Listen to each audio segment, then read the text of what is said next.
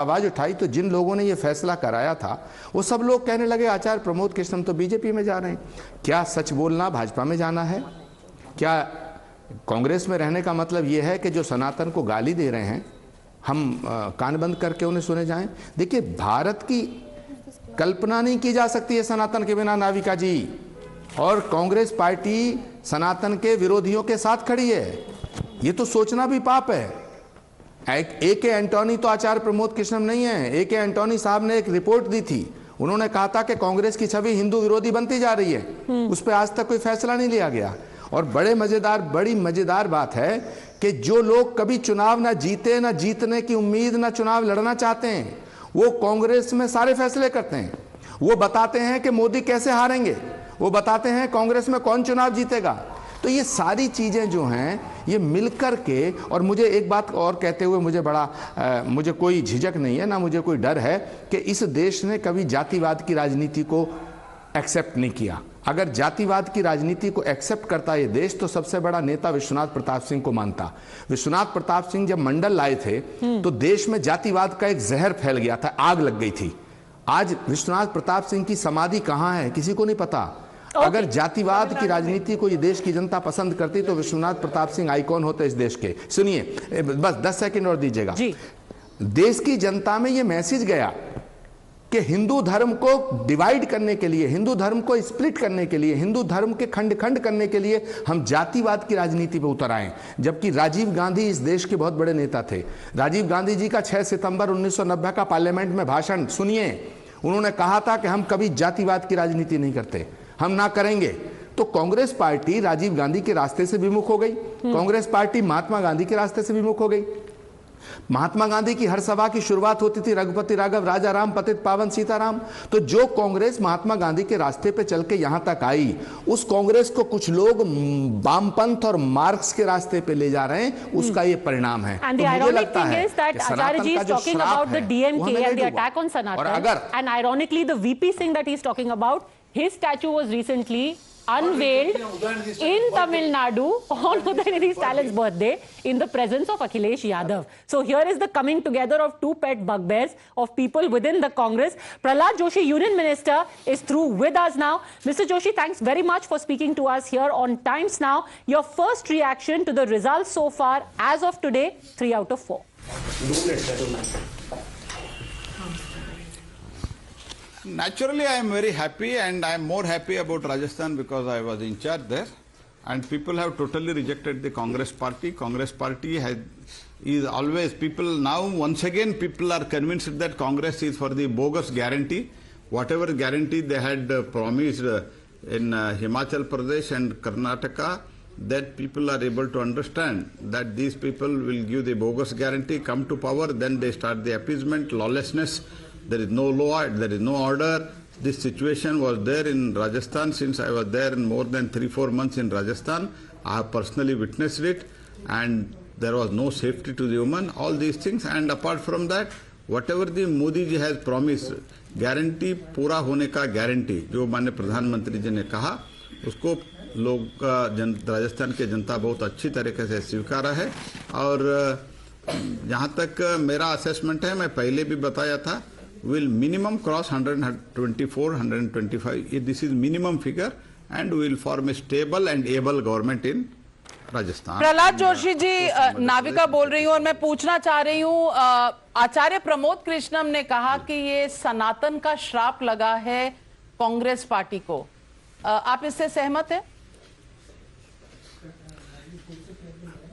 Sanatan was also one of the issues, but ऐसे कांग्रेस को शाप लगा है जो प्रमोद जी बोल रहे हैं, ऐसे तो कांग्रेस पार्टी ही एक शापग्रस्त पार्टी है। क्योंकि जी हेलो जी आपकी आवाज आ रही है।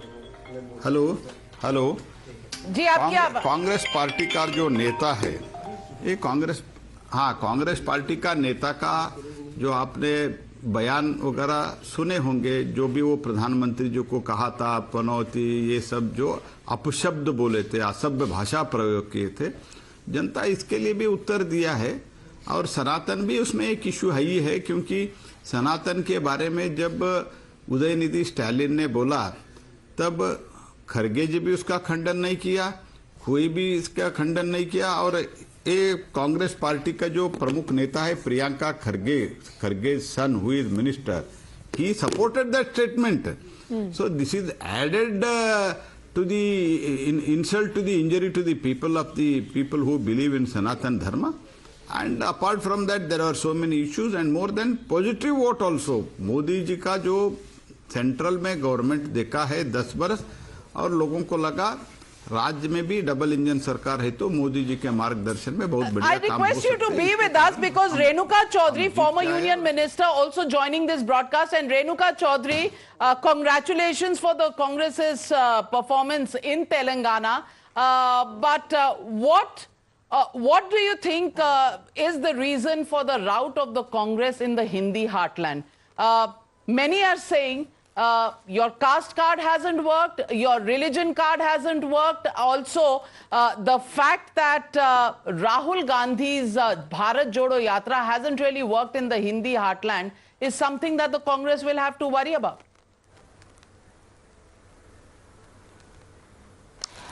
Look, we have to introspect, there's no doubt. This has come as a bitter shock for all of us, undoubtedly.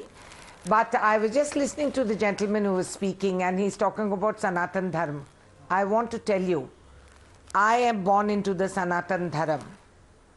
They don't have a patent on Sanatan Dharma.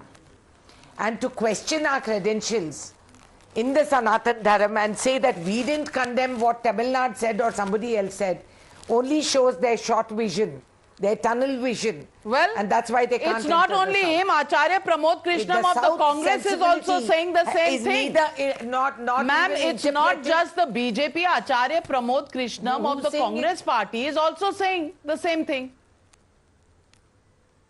You call the Prime Minister Panoti, you go for the caste card, you abuse Sanatan Dharma. You know, the results are in front of you. Did you believe that Modi ji has spoken with lot of sabhyata about all of us women? Do you believe that Modi ji's speeches are all full of sabhyata? What he has said in parliament against us women, what he has said in the streets about us. That is not sabhyata either. And then what they come and do and talk in the south. So I think let's not enter that. That's a whole different show, which I'll come on to if you want to argue about it. But these are not the issues. The issues, the crux of it all is that we have to get down on the ground and we have to find out what happened. I think you're prematurely attributing this to Sanatan Dharma and something else. Please don't. As it is, we put Purushottam Ram into the ballot box. Kindly leave the rest of our Sanatan Dharma out of it. Renuka ji, do you think really that now the Congress party has the patent and they have the cheek to talk about it, and none of us are qualified to talk about the Sanatan Dharma other than them? Yes. Okay, so if you think there's a clear regional divide now where the BJP has gained complete dominance in the north, in states like Gujarat, Rajasthan, Madhya Pradesh, Uttar Pradesh, you name it, and the Congress is trying to strike a revival, beginning with Karnataka and now going into Telangana. Is that a clear divide now? Congress in south, BJP complete dominance in north. Well, it looks like that. Just now it looks like that. Prematurely it looks like that. But it doesn't remain like that. The south, the BJP doesn't come into cognition is because they have no understanding of what the southern sensibility is. They don't even want to understand what the south is about. They've just painted us and labeled us all as South Madrasi without even realizing that there are nuances, there are character differences between state to state in the south.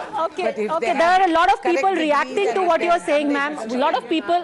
Okay, there is a Tamil gentleman here who has strong objections to what you're saying, Dr. Anand Ranganathan. Okay. I think it's completely it's not right on former MP and former Union Minister Mrs. Renuka Chaudhary to say that BJP considers all Tamilian Madrasis and all. It's not that.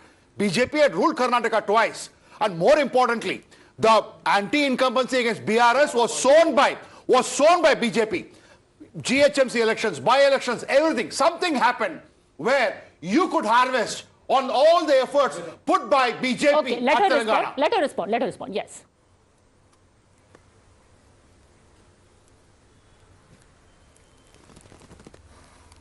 Ms. Renuka Chaudhary. Yeah, tell me. The question is, see, you're saying that the BJP is typecasting everyone as Madrasis. I remember that the Prime Minister, when he has any time that he has gone to Chennai or to any part of Tamil Nadu, he's worn a veshti. In fact, one time he even said, I regret that I cannot speak pure Tamil. Otherwise, I would have loved to converse with people in Tamil. Do you think it's fair to say that he is denigrating people as Madrasis? For knowing what South India is about. Kashi Tamil Sangamam. Exactly the point. Gujarat Tamil Sangamam. That is the point. You just change your costume and you become the authority on southern sensibility. You change your costume and say, oh, I couldn't speak Tamil. I'll show you 10 lakh people who can't speak Hindi. You had a Tamil Nadu, I remember the anti-Hindi agitation. So, I mean, wearing a dress and saying how sad I can't speak Tamil, I feel very bad, doesn't give you any Man, you are such a tall leader yourself of the Congress. Anil Antony of the BJP now. His father, one of the tallest leaders of your party, Anil Antony, is now in the BJP. He's still in Kerala. And I don't know, do you feel, Anil Antony, like you're being derided by your party? What would you say to Renuka ji?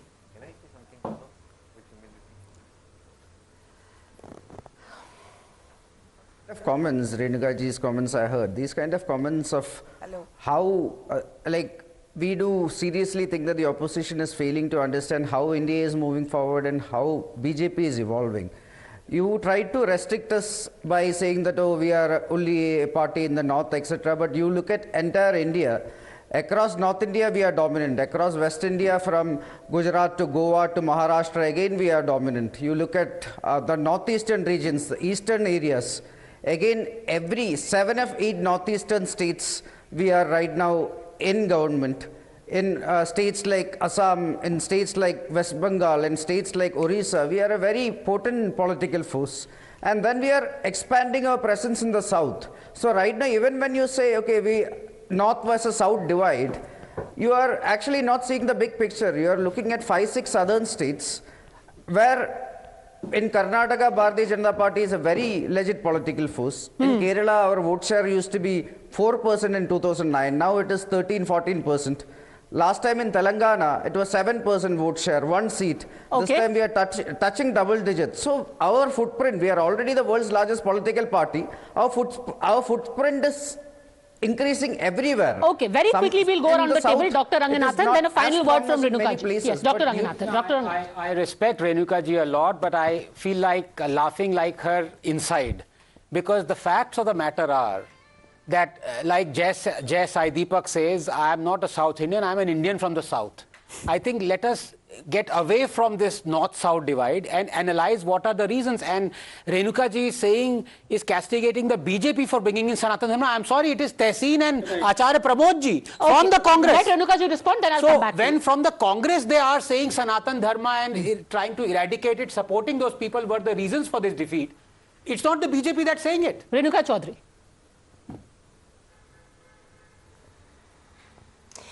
Listen, please do not trivialize this into Congress people sitting in other parties today who are talking about it with authority. It's not about that. It is about the lack of sensitivity towards a southern part of this country. You're as much an Indian as I am. In fact, I have grown up all over the country as a Fauji Beti, more than any one of you. So that's not the issue here. The issue here is today, geographically, it is a fact that the BJP could not enter the south no matter how much they tried. Well, geographically, it's also a fact that the Congress is completely routed in the north. Routed from its bastions, from Bengal, from Uttar Pradesh, where you were in government. I think people from within your well-wishers also want to say something to you. Tehseen Poonawala. Tehseen Poonawala first, he's been waiting. Yes. The BJP should also remember. No, I think she's still. Renuka ji, I am a supporter of the Congress. I desperately want to see the Congress win in 2024. And I say this in very good faith. I have a lot of respect for you. You're a tall leader, having put all those caveats. Ma'am, if you're going to be this aggressive and arrogant on TV, people are not going to like it. I'm sorry I'm taking the bull by the horns. Please, ma'am, please. We must have humility in victory, and we must introspect why we lost in the Hindi heartland. It is time to introspect. So if tall leaders like you come and talk this way, ma'am, we will not What victory are we talking about? We won in Telangana. Ma'am, we won in Telangana because of a lot of factors, primarily Mrs. Gandhi, Rahul Gandhi, Bharat Jodo Yatra and Revanth Reddy. Okay. Certainly arrogance was not a part of it, ma'am. I can guarantee you that the people of Telangana rejected arrogance. The one thing they rejected was KTR's arrogance. Let's not bring that arrogance in, ma'am. All right, I think let's just put this matter to bed. Okay. I just want to ask to my friend sitting here in the panel that what has been the reason that the BJP has not been able to make a breakthrough in Kerala, in Tamil Nadu, in Telangana, in Andhra Pradesh, except in Karnataka. So that has to be introspected, that has to be seen. What is the reason? Despite so massively, overwhelmingly dominating in North Indian politics. You're 100% right, and which is why I started out by saying that this seems to be a clear divide now, where the North is going one way and the South is going another way. But I really must, bring in Subhash Sarkar as well, Union Minister, who is joining us. I want to take a quick look before that at the big numbers. Let's start with Madhya Pradesh, because, we have focused on Telangana, we spoke of this North-South divide, etc., etc. But Madhya Pradesh is a wave that nobody saw coming. And now the BJP has gone past 150 mark. They are at 155. The Congress is at 72. The BSP is at 3. And really, nobody else is even in the fight over here. Can we also see the vote share? Is it possible to see the vote share as well? Because that would be interesting to see what kind of vote shares the BJP has got. Let me go across to Mr. Sarkar in the meantime. Mr. Sarkar, all right. So let's take a look at the other areas. This was Madhya Pradesh. Now let's take a look at Rajasthan.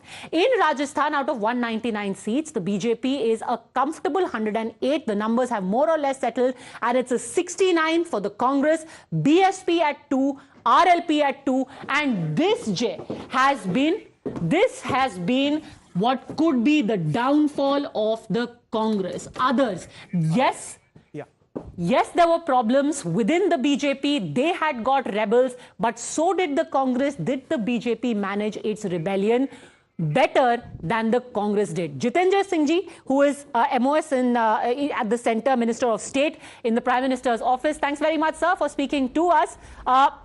Which state surprised you the most? I think most people were taken aback by the kind of numbers in Chhattisgarh. What about you? Were you? I know you will say I was expecting all states a win, but did you find some of the states a surprise?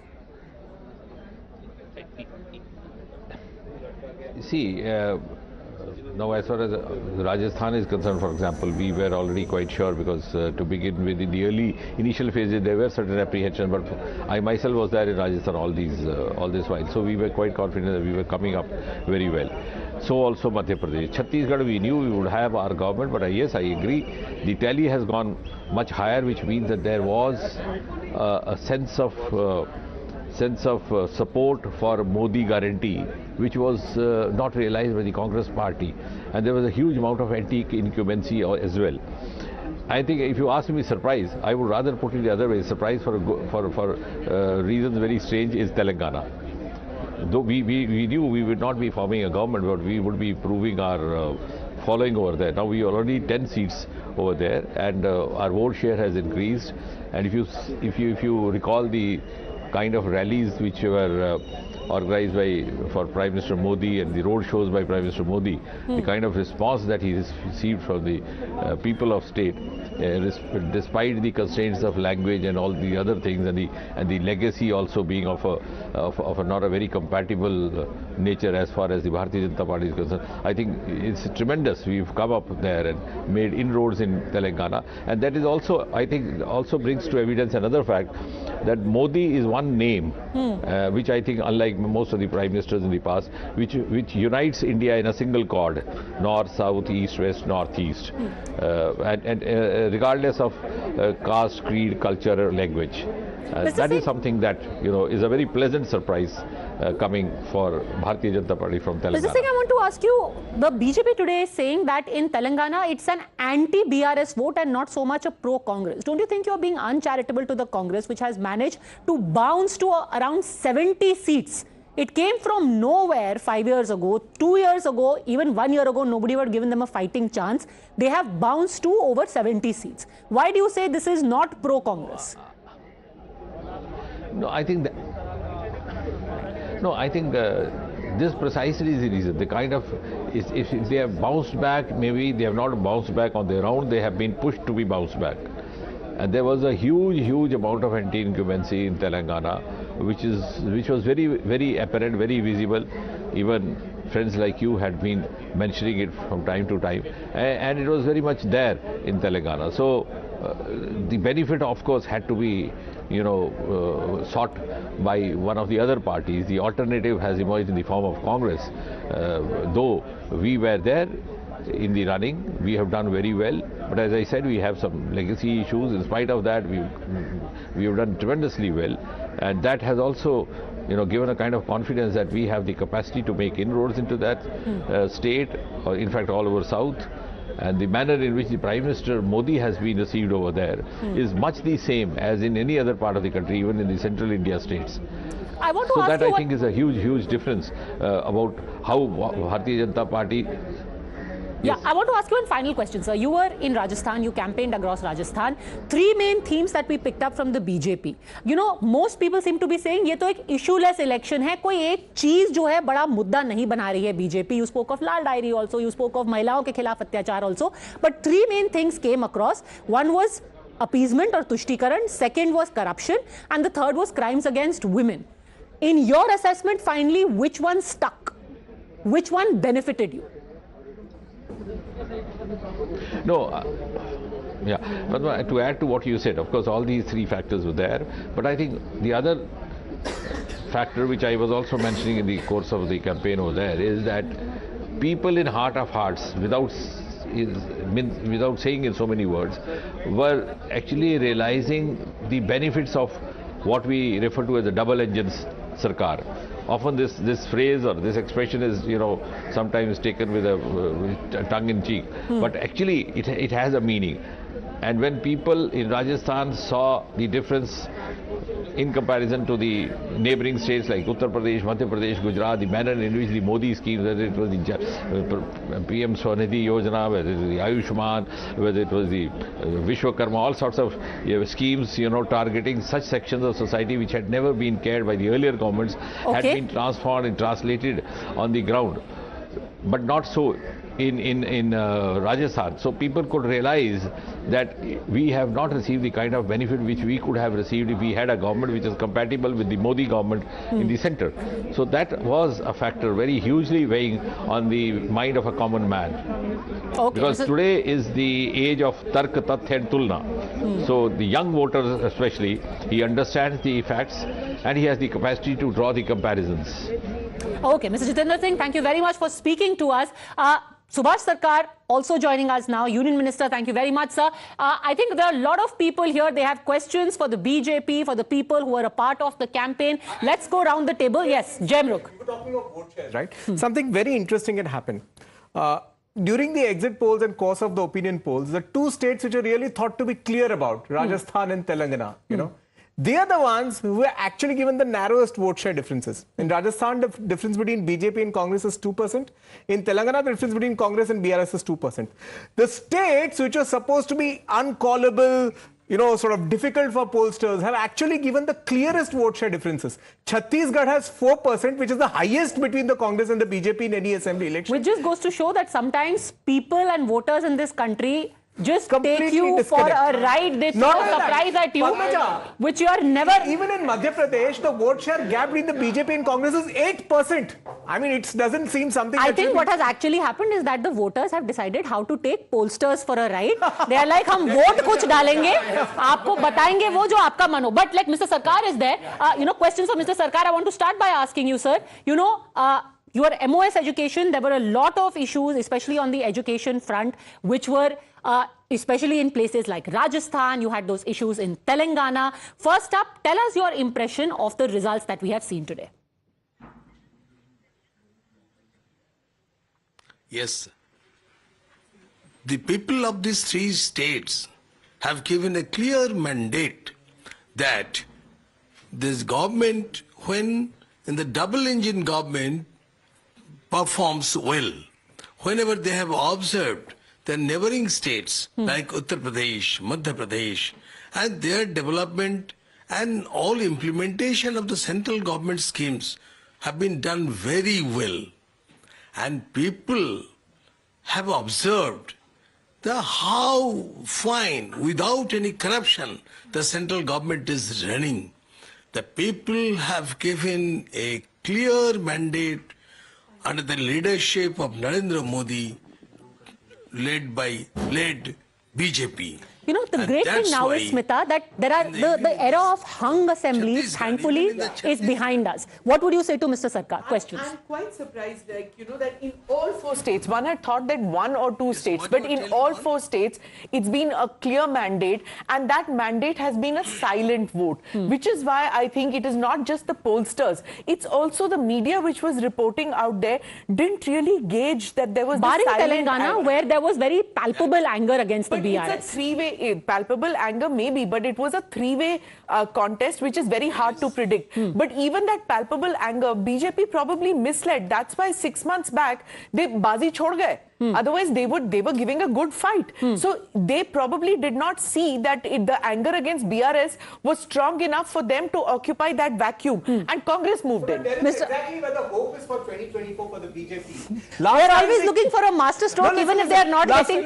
Last time they jumped from 7 to 19 Assembly to Lok Sabha. Now if they jump from 14 to 24, 25, they're easily looking at 5 Lok Sabha seats. So Mr. Sarkar, is there a little bit of, जिसको कहते हैं ग्लानि हिंदी में, that, we wish we had fought harder in Telangana also. Right now you're showing about 8 to 9 seats. This 9 could have been 19. But at the same time, BJP have got also good share of vote. BJP have not owned the good number of seats in Telangana, but they have also increased the share of vote. And at the same time, BJP have done very well in 3 major states. This is very important, as this election can be told as semi-final of the 2024. And people of India have given a stamp on double engine government. All right, you're calling it the semi-final. Mr. Subhash Sarkar, thank you very much for joining us. I find this quite interesting that now that the BJP has won 3 out of 4, it's a semi-final. In 2018, Ashutosh, it was not semi-final. It actually is very dangerous to call it semi-final also, because that's what Atalji thought it was.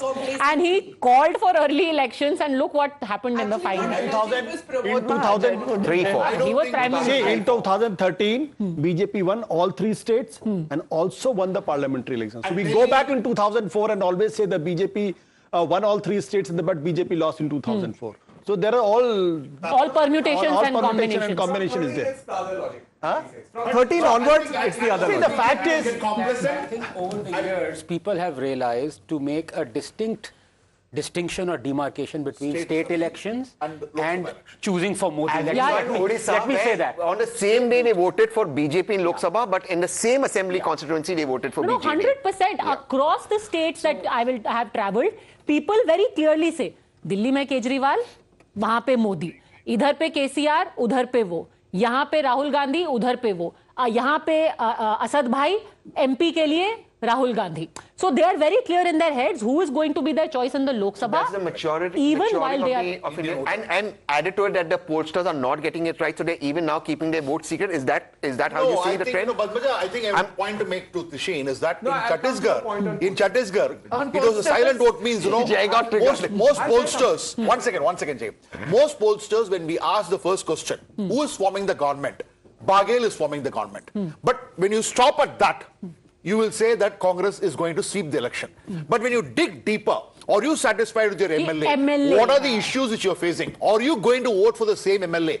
Now, when you go deeper, the results are astounding. And it's not the number of survey which you do, but it is how deep you're going in each question is going to make a difference in the surveys which are going to come. Also, the rejection of the surveyor, not only that. Vijay turned around and said, I don't believe that surveyor because his families are Sanghis.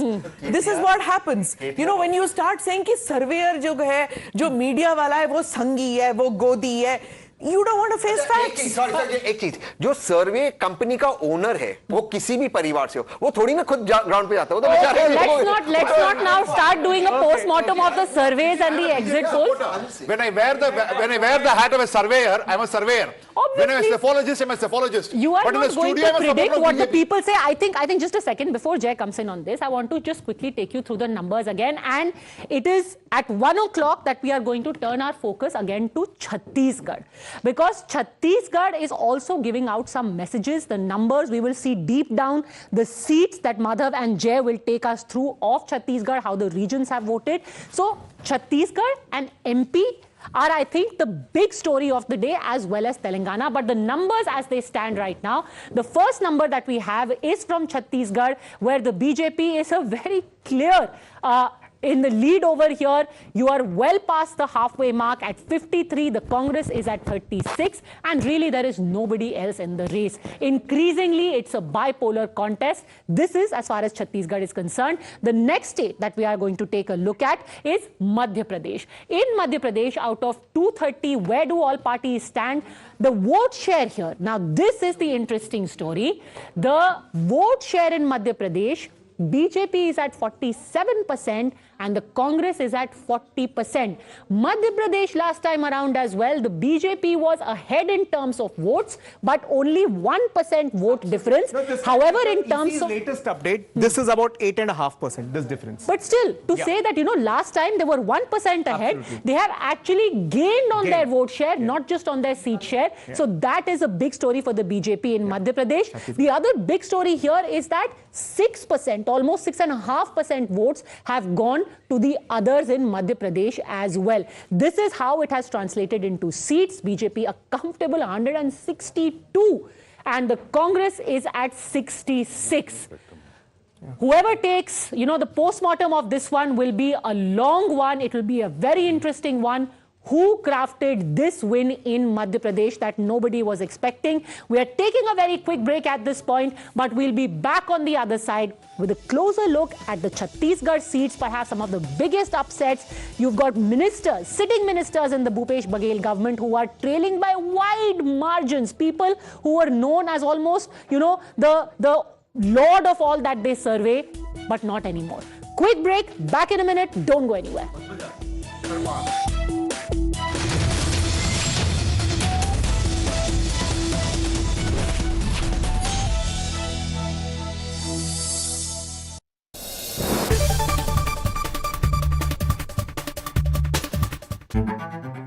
When journalism is led by integrity and when experience meets passion, there is no scope for half-truths.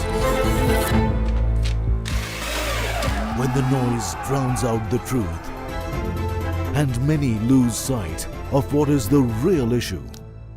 I ask the legitimate question and uncover the whole truth.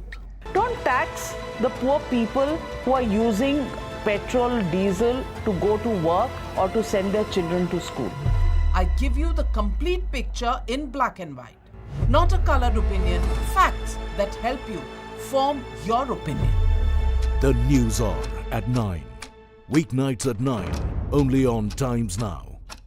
She asks tough questions like no other journalist. आपके ऊपर तो कई घोटालों के भी आजकल आरोप लग रहे हैं। देश में सिर्फ एक बात की चर्चा है कि क्या बीजेपी राहुल गांधी से डर गई। She takes on the masters of Indian politics like no one else can. विपक्ष कम से कम उत्तर प्रदेश में ये कह रहा है कि आप हवा बना रहे हैं, निवेश कोई आया ही नहीं इस राज्य में। राहुल गांधी का कहना है कि देश में लोकतंत्र मरता जा रहा है, खतरे में है। Because she speaks for you the way no one else can. What about the charges against the government that this is a favored company by the government? How do you look at India on the world map of countries to watch out? Because your voice must be heard, your questions answered, above all else. Frankly Speaking with Navika Kumar. Can I have your attention, please? क्या आप दिन की सही शुरुआत ढूंढ रहे हैं? I believe in an action-packed, fast-paced, agenda-setting start to the day. खबर सिर्फ दिखाना नहीं, असर होना भी जरूरी है. I'm Amita Vadva. I'm Pratibha Tehusha Malhotra, and we're watching.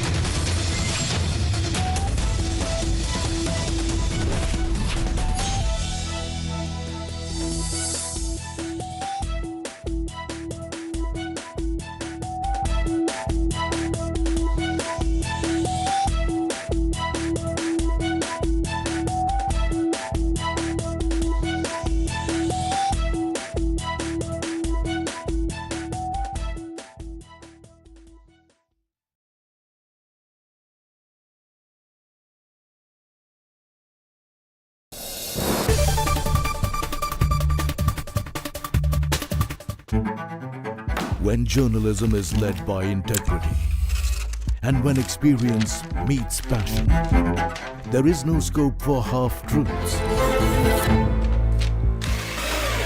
When the noise drowns out the truth and many lose sight of what is the real issue.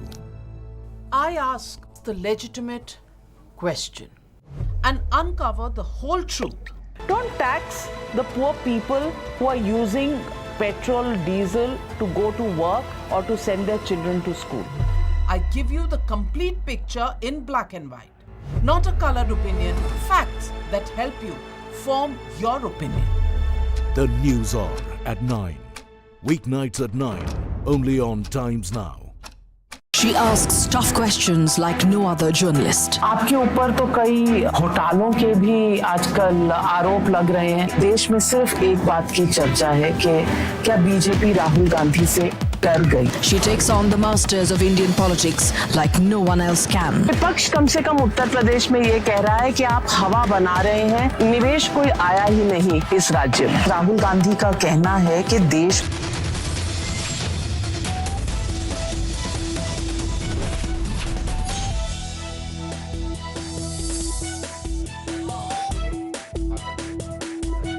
Hello and welcome. You're watching Results Day live on Times Now, India's election news headquarters. And what a day it has been, has thrown many people a complete googly.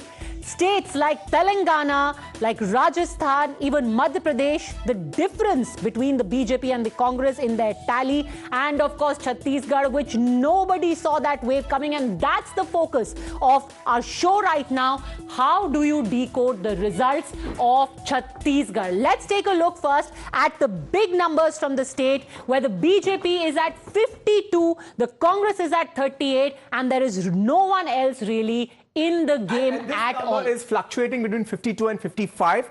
It's higher than the previous high of 51 of the BJP. So it's not going down, it's only going up. It's only going up. Let's take a look at the vote share, because that is going to be the big story for the next few months as well. What is the vote share? The vote share now, we are talking of, okay, between as per the EC site, this vote share is stabilizing at 41.95, and as per the EC, this vote share is stabilizing at 46.2, so just to which put is a things in 4.2% perspective, difference. just a second. So let's just put things in perspective. Take a look at where things were in 2018. The BJP was at 32%.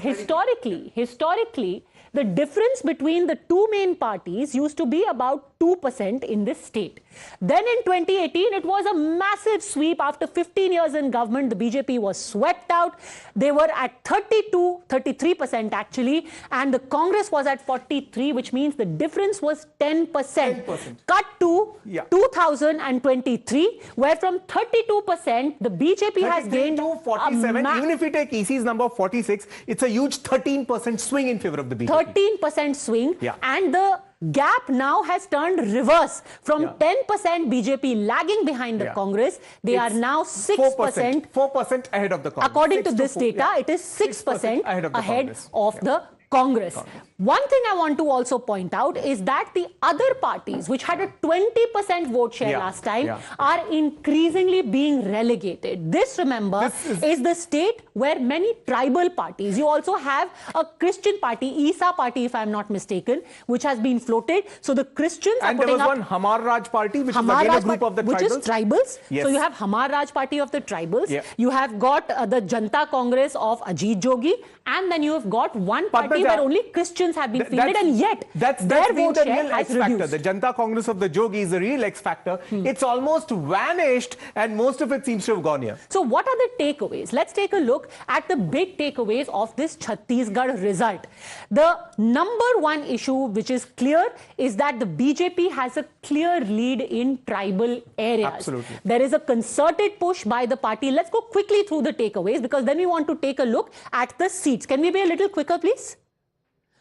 The Congress mining in tribal areas has backfired for them. Absolutely. There is also a little bit of disenchantment among the Christian population. Perhaps Congress's soft Hindutva push not really working. The Congress's caste census pitch also hasn't had any resonance from the looks of it.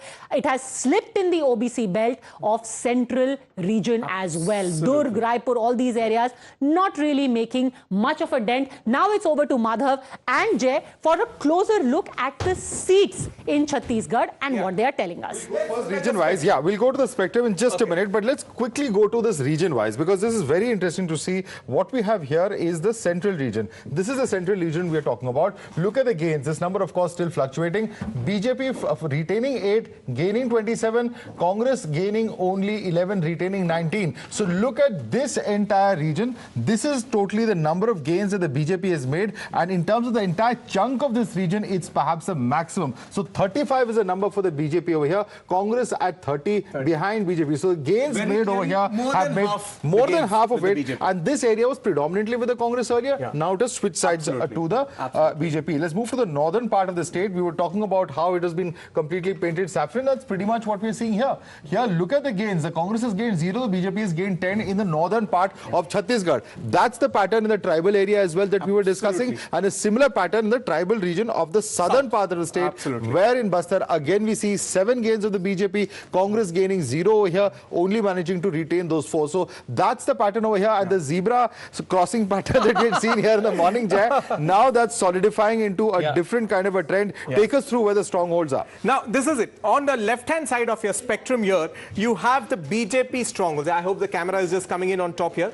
You have the BJP strongholds. You see, the BJP is actually retaining most. There are some breaches in between. There is a couple of greens in between here, but the BJP is retaining the most. But go to the opposite side of the spectrum, the right-hand side, which was supposed to be Congress territory. And this is a strategy Padmaja and Navika ma'am have been referring to throughout the morning, the BJP strategy of actually hitting the Congress fortress. This entire light and dark green is a Congress fortress, and you see what's happened. The number of saffrons in between, there's also a GGP in between. So clearly the strategy Padmaja has been, take the battle to the enemy camp. So the saffron bars over here, as far as the Congress, all right, we'll have to pick that up again, but as far as the Congress strongholds are concerned, the saffron bars are that much wider, whereas when it comes to the BJP strongholds, the saffron is pretty much intact. So let me take this across to the panel. Let me take this across to the panel, and then we will look at each and every seat and some of the major upsets that have happened in Chhattisgarh. Joining us, JVC Sriram continues. We will come to him in just a bit. We have Sabah Naqvi, senior journalist, with us, along with Lokesh Jindal, political analyst. We also have Shehzad Poonawala, national spokesperson of the BJP. Karan Verma, political analyst. Rekha Rao, member of the BRS, is also there with us, and as well as Mohammad Farhan, spokesperson of the AIMI. But we are focusing right now on Chhattisgarh. So let me first ask you, Shehzad Poonawala, the tribal vote, strangely, or rather in rather good news for you, the tribal vote has gone majorly to the BJP. Why do you think that is? Rahul Gandhi had gone and said कि आदिवासी लोगों का insult करते हैं BJP के लोग जब उनको वनवासी बुलाया जाता है। बीजेपी के लोग अपने बच्चों को भेजते हैं इंग्लिश मीडियम, आपको भीख मांगने के लिए शहरों में छोड़ देते हैं। That's because, Padmaja, when Rahul Gandhi utters all these things, nobody takes him seriously and he has no credibility. His family ensured that not a single person from the tribal community ever became president of India, and it was Narendra Damodar Das Modi who ensured that the daughter of an Adivasi family coming from the most remotest parts of the country becomes the president of this country. For the first time, 15th of November is commemorated as Janjatiya Divas, Gaurav Divas, is because Birsa Munda ji is now being given the real place and honor that he was not given.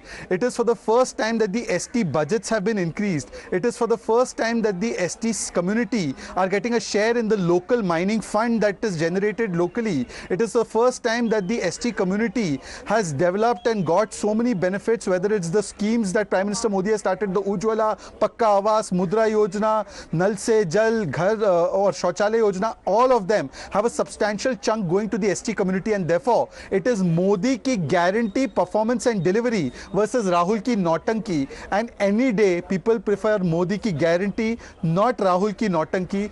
In fact, this is the overwhelming message in the entire election. One is the Congress party, which for 70 years has divided this country, comes with a divisive card, and Modi says, Mera report card dekhiye, see my report card, and therefore people believe Modi's guarantee, not Rahul Gandhi's divisive card. What I see in these data is that there is a swing, especially of the Sahu community, because in the Durg constituency, I think Tamradhwaj Sahu trailing. The Sahu community, it occupies around 14% of the 14% of the overall population. So let me just explain to our viewers the dynamics of what the Sahu community that Lokesh Jindal is talking about. Now, the Chief Minister Bhupesh Baghel himself is an OBC. He is an OBC Kurmi.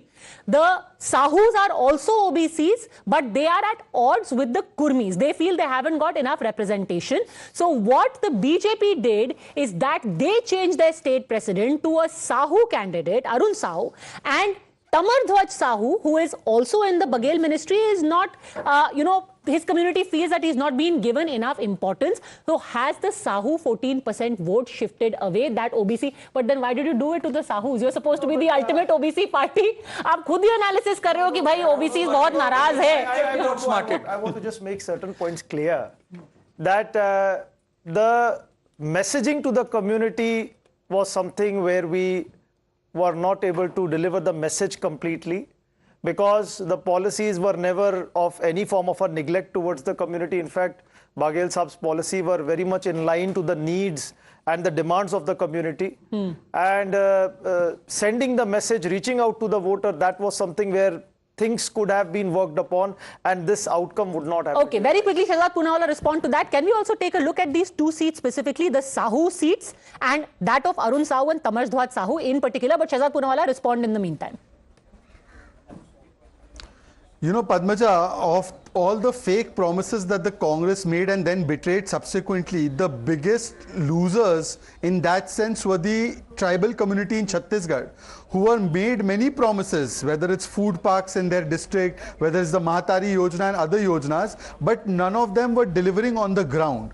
And therefore, the Congress party not only has historically ignored the tribal community, but it also made a bunch of promises it could not keep. In Rajasthan, for instance, the highest atrocities was against SCs and STs, and therefore nobody was seeing the kind of statements Congress was making, but the kind of delivery they were doing on the ground, and therefore people have en masse shifted to the BJP. By the way, the BJP's RSS, the Sangh Parivar, has been working for decades amongst has been working for decades amongst the tribal community. The Eklavya school, the schools that have been started, and working there amongst the community, stopping them from the onslaught of the missionary and other forces that come to convert them. That has also been going on a grassroots level for 50 years, 60 years, and that the Congress has never done. Okay, Sabha has something to say. Yes. I think the main issue for the Congress, and they have to realize, is there's a complete hypocrisy with what your national leadership is saying and what is happening on the ground. You are talking all the time about Adani, but there are Adani projects. You're having mining projects in Adivasi lands, and I've traveled a lot in the Bastar region in the past, not in this election. Number one. Number two, you say Mohabbat ki dukaan, right? That is the other thing. And nothing wrong in saying all these beautiful things. But secondly, you could not even protect Christian tribals. You could not. And there was a level of alienation over there. And thirdly, so the BJP is authentically what it is. Whether one X likes it or not, they are what they are. They have a cadre, and they have for years worked on this, as Shehzad Poonawalla said, they have worked on this reconversion project, Ghar Vapsi. And there was this Mr. Judeo who's passed away in Jashpur area. Dilip Singh Judeo. Dilip Singh. We've all done those rounds once upon a time. I think some of his relatives have also been fielded.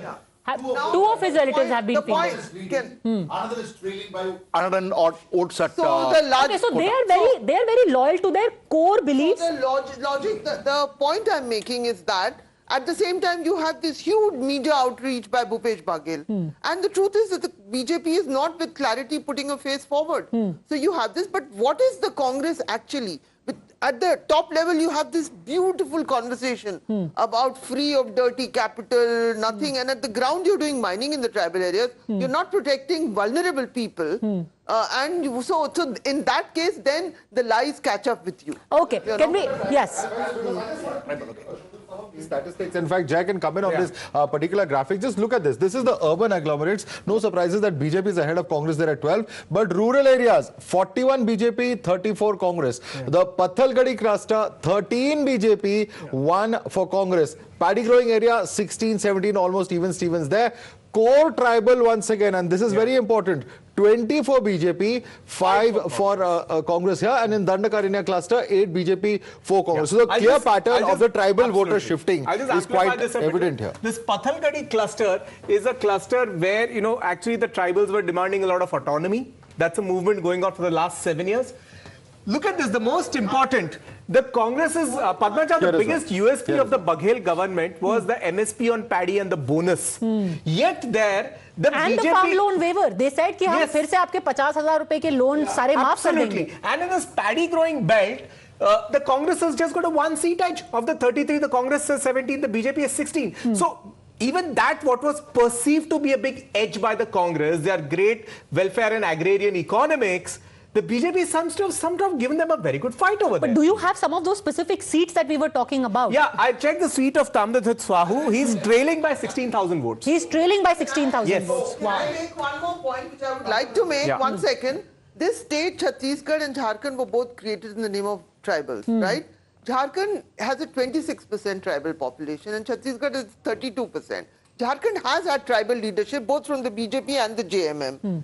If the BJP wants to actually do something right, they need to find a tribal leader. I know 32% Congress and BJP they have their projected tribals. They should do that. That's but also it will be interesting to see how much these tribal parties have managed to get in terms of vote share. Do we have a fix on that, or this? Yeah, we'll have a fix. We'll have a fix. Hamar Raj party, etc. Yes, JVC, you wanted to come in. See, as far as the farmers are concerned, there is a clear divide between the big landowning farmers and the small farmers.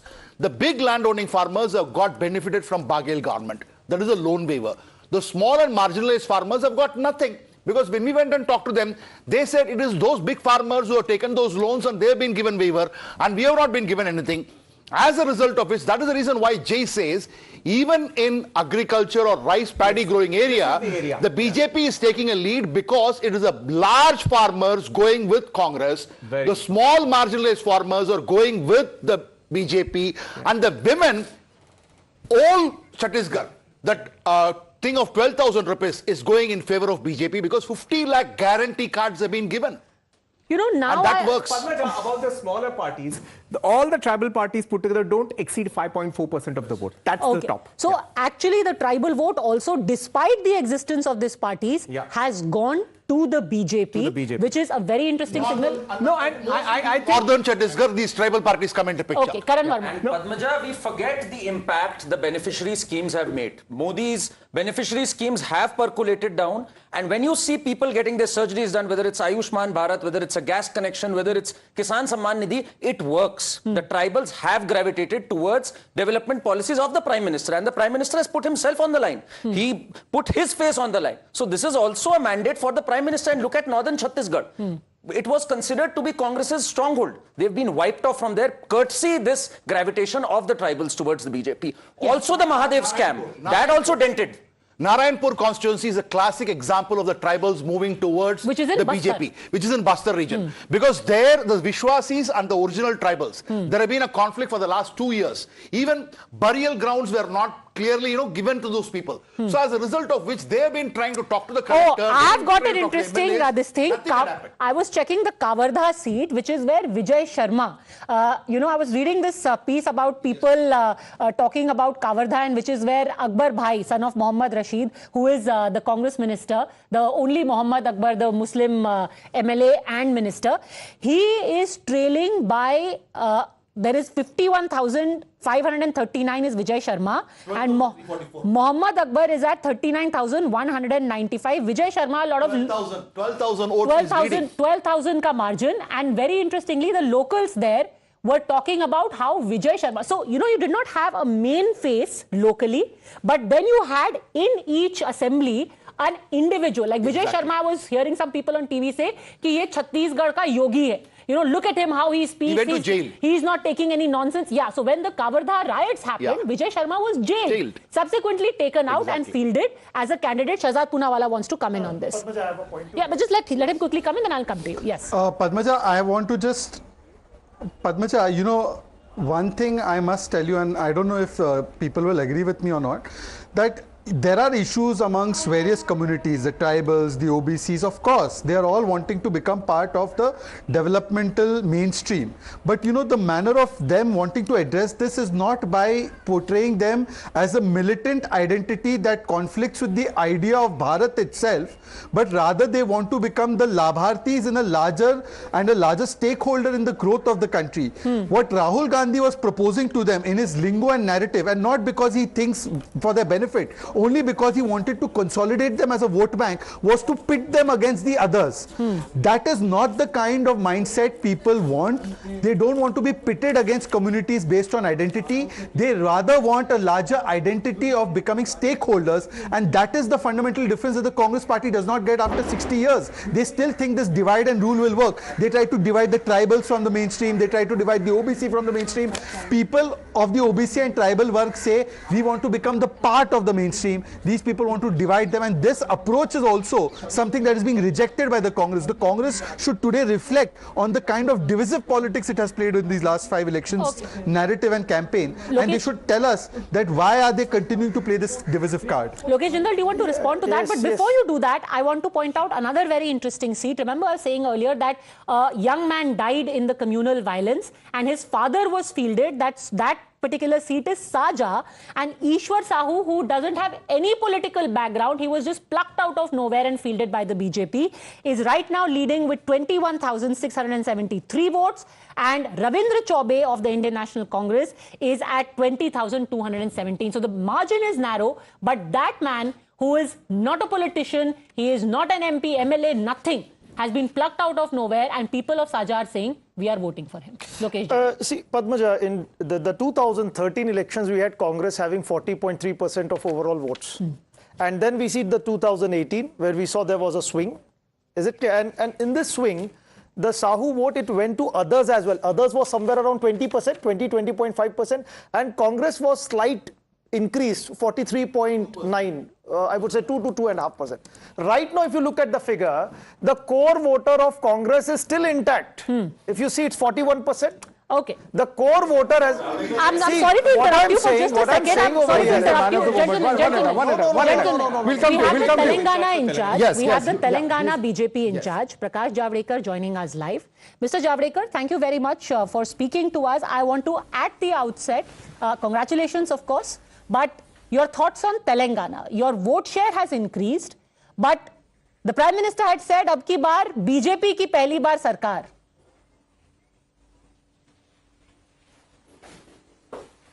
So first is, the whole country is rejoicing, and world over there are reflections that BJP has won decisively in 3 states out of 4 states, and that clearly indicates that in coming parliament elections, we will score under Modi ji's leadership, because his leadership is accepted by people, they love him, they have faith in him, and after 10 years, rising popularity is the real hallmark, and therefore we will win more than 400 seats. After saying this, let me come to Telangana. What is the Telangana story? Telangana, we had only one MLA in 2018. We had only 7% vote.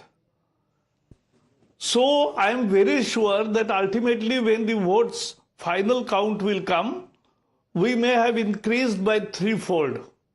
So we become a major force. Always Congress was number 2, BRS was number 1 for last 10 years.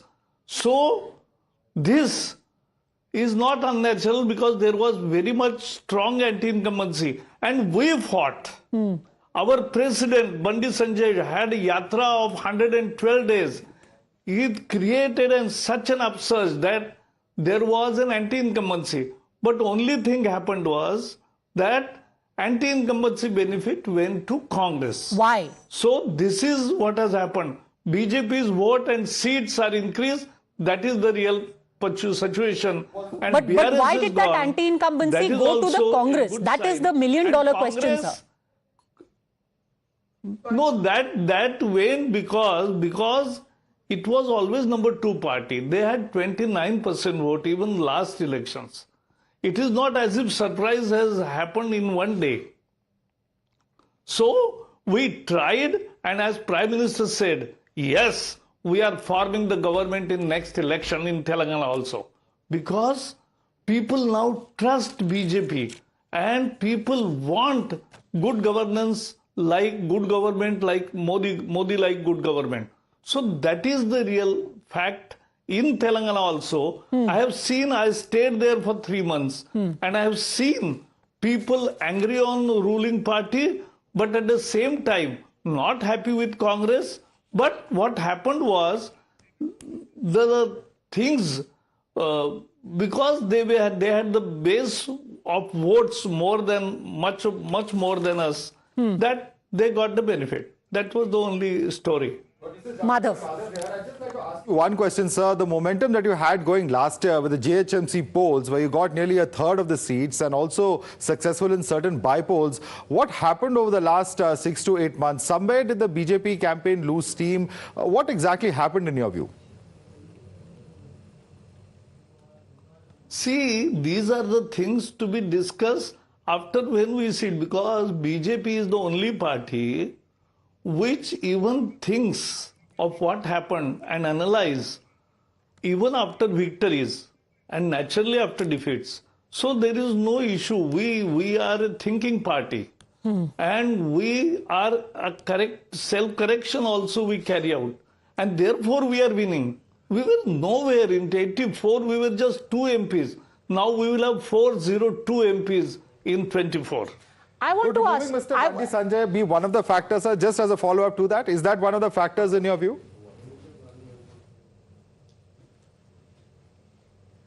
Who? Mr. Bandi Sanjay's removal, do you think that could have contributed, if he had continued, the BJP may have performed better? Is that a perception that many analysts have? Do you share that perception? No. See, we don't analyze. I appreciate people analyzing. That's a democratic way of discourse. But we don't discuss and analyze our performance on TV screens. My last question to you is, you have doubled your vote share. Currently, what I can see on the EC website, you are at about 14.08%. Back of the envelope calculation, how do you think this is going to translate for you in the Lok Sabha elections? From 4 seats, what are you going to be aiming at next year in the Lok Sabha in Telangana? We are winning at least 8 seats, madam. That's what I do. Lok Sabha in Telangana, we are winning at least 8 seats. Can you tell us which ones? Just back of the envelope, And because you are the it can be Prabhari. even more, because now, yes, because DICE is very set up. No, I am worried now for Kerala, because I am originally state in charge of Kerala. I was election in charge in Telangana. Yes. But in Kerala also we are winning at least 5 seats. How many? Parliament seats. And in Telangana also we'll 8 to 10 seats. Okay, interesting. Mr. Prakash Javadekar, never say never. From doubling your vote share in the elections or the assembly, you are saying you're going to double your seat share in the Lok Sabha as well. One thing you cannot fault the BJP for is for fighting. Never giving up a fight, even in a place like Telangana. Thanks very much for joining us. We're taking a very quick break at this point. On the other side, we're going to talk about Madhya Pradesh next. Which are the regions that have delivered? The two big stories from Madhya Pradesh, the regions of Gwalior Chambal, the regions which nobody expected the BJP to perform in, which has really pulled in the seats for them. That's what we'll talk about in 2 minutes.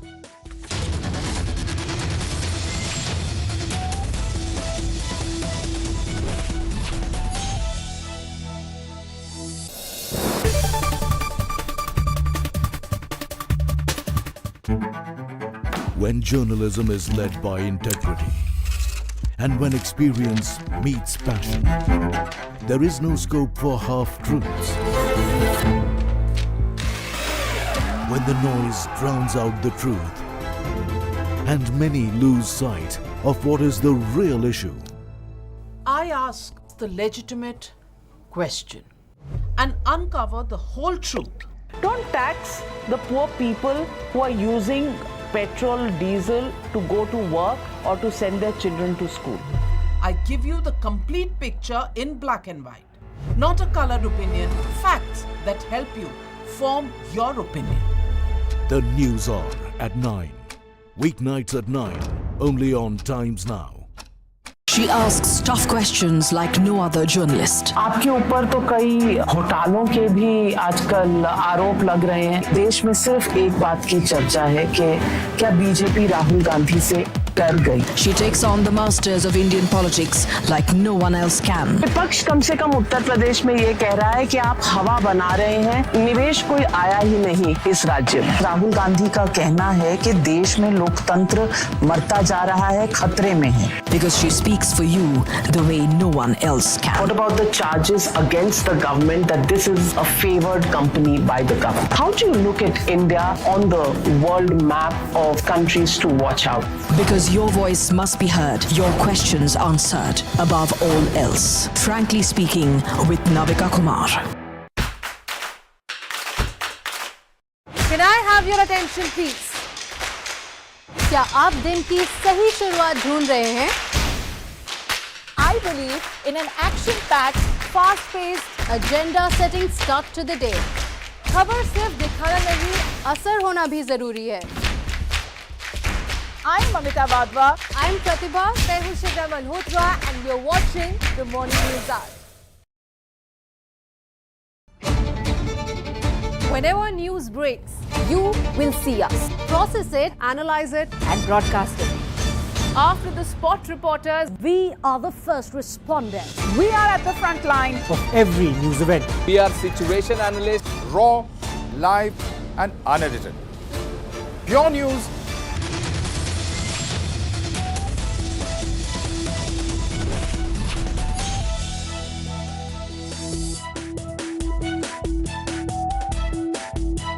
Welcome back. The numbers are out and Times Now called it first here on your channel. But now it's time to take a deeper look at what the numbers are telling us. It's not just, remember, about what happens in 2023, but these developments are going to shape the next 5 months. Development number 1, we already showed you the story of Chhattisgarh. Now we talk about the other big story of the day, Madhya Pradesh, and how the BJP, from everyone saying it's going to be neck and neck with the Congress slightly ahead, Look at where they are. They are 155. The party which could not get a majority on their own in 2018, even though they had a higher vote share than the Congress, they have removed all the kaante, as Shivraj Singh Chauhan said, and you have BJP at 155, Congress at 72. The only other party which has managed to salvage some pride is the BSP Plus in alliance with the Gondwana party. Perhaps I think 1 or 2 seats are to the Gondwana party over here. Let's listen in to how the Chief Minister and the Chief Minister, I don't know if he's going to be the next Chief Minister, spoke about these figures for the BJP. Shivraj Singh Chauhan. हमारे साथ बातचीत करने के लिए हैं मध्य प्रदेश के मुख्यमंत्री शिवराज सिंह चौहान। जीत का सेहरा जाहिर है इन्हीं के सर पर है। सर, इतना प्रचंड बहुमत किसको श्रेय जाता है?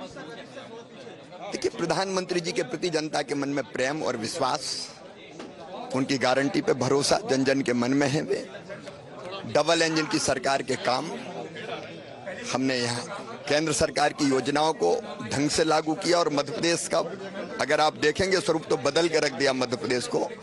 आज विकसित मध्य प्रदेश पूरे देश के सामने खड़ा हुआ है। वो कौन सी योजना जो गेम चेंजर है? लाडली बहना या योजनाएं अनेक है, इंफ्रा से लेके किसानों की, गरीबों की, लेकिन लाडली बहनों ने दिल में बहुत असर किया और बहनों का भरपूर आशीर्वाद मिला। अब क्या रूपरेखा रहेगी आगे की? पार्टी तय करेगी। कांग्रेस लगातार जीत का दावा कर रही थी अभी तक, लेकिन कहां ड्रॉबैक रहा? आप अपनी विक्ट्री के लिए जीत के जिम्मेदार करते थे। जनता में विश्वसनीयता हमारी थी। कांग्रेस पे लोगों ने भरोसा नहीं किया, उनके झूठे वादों पे भरोसा नहीं किया। इसका श्रेय, जीत का श्रेय सर किसको देंगे? चला है विकास और जन कल्याण चला है। All right. Very studied silence by Shivraj Singh Chauhan when asked अब आगे की क्या रूपरेखा होगी, पार्टी डिसाइड करेगी। चलिए, लोगों ने ये तो डिसाइड कर लिया है what the vote share is, and look at the jump over here. The BJP from 41% in 2018. Remember I told you they were slightly ahead, less than a % difference over here. 40.9 Congress, 41% BJP, yet they did not get the halfway mark. The Congress under Kamal Nath made the government, but this time they're leaving nothing to chance. From 41%, they have jumped straight to 49%, and Jay says there's a story there. Yeah, now this is a swing of 8%, but most importantly, in the last several many years, or rather since the formation of the BJP, this is the highest state where even 2013 pre-Modi wave, the vote share was 47, not 49.5. This is like breaking records. The other important point is this vote share, which is touching close to 50, would touch 50 only in a Lok Sabha election. Now it's touched the 50 in an assembly election. That's absolutely stunning. What are the key takeaways now? Quickly take a look at the takeaways from Madhya Pradesh. Massive win, needless to say, for the BJP in Madhya Pradesh, like Jess said. Highest ever vote share. OBC pitch again fails for the Congress. Didn't work in Chhattisgarh, hasn't worked in Madhya Pradesh. OBC dominant. Bagelkhand actually preferred the BJP. And by large numbers. Large numbers. Yeah. Gwalior, Chambal. Also, BJP is leading ahead of the Congress. This is the place where not just Jyotiraditya Scindia, but also Narendra Singh Tomar belong to. Narendra Singh Tomar fielded here from Dimni. Yeah. Jay will tell us the fate of Narendra Singh Tomar from that seat. What did Jyotiraditya Scindia say about these results? Listen in. हमारे साथ बातचीत करने के लिए केंद्रीय मंत्री Jyotiraditya Scindia. Sir, प्रचंड जीत मिल रही है, किसको श्रेय दें? मैं पहले आपके चैनल के द्वारा हमारे मध्य प्रदेश की समस्त जनता जनार्दन, जिन्होंने अपना विश्वास जताया है भारतीय जनता पार्टी के पक्ष में, मैं उनको नमन करता हूं और उनको प्रणाम करता हूं। जो मध्य प्रदेश में एक इतिहास रचा गया है, इस चुनाव में एक इतिहास रचा गया है, ये इतिहास से कम नहीं है। स्वर्णम अक्षरों में ये नतीजा लिखा जाएगा कि जो सरकार 18 साल से मध्य प्रदेश में जनसेवा के पथ पे चली है, उसे इस प्रचंड बहुमत मध्य प्रदेश की जनता ने दिया है। और इसका अगर श्रेय किसी को जाता है तो प्रधानमंत्री नरेंद्र मोदी जी को जाता है, हमारे दोनों मार्गदर्शक अमित शाह जी, जेपी नड्डा साहब को, और प्रदेश के अंदर हमारे पार्टी के अध्यक्ष BD शर्मा जी को और हमारे लोकप्रिय मुख्यमंत्री शिवराज सिंह चौहान जी को जाता है। और भारतीय जनता पार्टी का एक एक कार्यकर्ता जिसने तन मन के साथ, खून पसीना के साथ इस पार्टी को सिंचित किया है, उन सभी को जाता है। सभी को मेरे दिल के गहराइयों से बहुत बहुत धन्यवाद और मध्य प्रदेश की जनता को तो मेरे तरफ से प्रणाम। कांग्रेस कह रही है धर्म का कार्ड चला और बीजेपी कह रही है कि मोदी की गारंटी। देखिए, कांग्रेस को थोड़ा स्पोर्ट्समैन स्पिरिट सीखना होगा। खेल के समय में जीत होती है, खेल के समय में हार होती है। जो जीतता है उसके गले में माला पड़े, जो हारे वो भी अपने दिल पर लेकर हार को स्वीकार करे। ये EVM मशीन को कसूरवार दिलवाना, लोगों को कसूरवार दिलवाना, और कल तो लड्डू और सब कुछ बट रहे थे। हमने कहा हम शांति से बैठेंगे और जनता का नतीजा हम स्वीकार करेंगे। मुख्यमंत्री को लेकर सवाल हो रहे हैं, मुख्यमंत्री को लेकर के सवाल हो रहे हैं। मध्य प्रदेश में हमारे मुख्यमंत्री शिवराज सिंह चौहान जी हैं। उनके जनहितैषी नीतियों के आधार पर और प्रधानमंत्री जी के पूर्ण एक तरफा एक सोच विकास प्रगति के आधार पर यह प्रचंड बहुमत आई है। All right, so how is Narendra Singh Tomar doing at Dimni, and what are the other big seats from Madhya Pradesh that you need to know? Over to you, Madhav and Jay. Narendra Singh Tomar is actually still trailing by 2,402 votes as of the last 2 minutes. Okay. So that's an interesting. But across the state, otherwise, it's been phenomenal. But he's the outlier. In an election season, we're talking about outliers. Narendra Singh Tomar is the only central leader who's the outlier. The other central leaders, members of parliament, union ministers, have by and large done well. And let's start with Chambal. We saw Jyotiraditya Scindia there. This is the area where Jyotiraditya Scindia has clearly helped the BJP. Look at the gains for the BJP. 12 over there, about 16 to 18 of his leaders who had joined, if I'm not mistaken. And that clearly, Jay, has been a big gain. The total for the BJP here at 16, BSP, of course, at 2, and Congress at about 16. And the most symbolic, look at this patch, Gwalior. Last 2018 election, Mr. Scindia was in the Congress. BJP lost all the Gwalior seats. They had lost Gwalior East, South. You look at the Japanese fan now here. All of them are having a green, orange, green, orange, green, orange switch. He's taken that, symbolic enough, he's taken his seat to the BJP. Because in the by-polls, they hadn't fared that well. The by-polls that happened, they didn't fare that well. The Congress was quite certain that in those areas, we are the ones who are going to sweep. That hasn't happened. Quick word, Shehzad Poonawala of the BJP continues with us. Mr. Tariq Khan of the Samajwadi Party, Lokesh Jindal here with us along with Karan Verma and JVC Sriram. Initial thoughts. Let's start with you, Lokesh Jindal.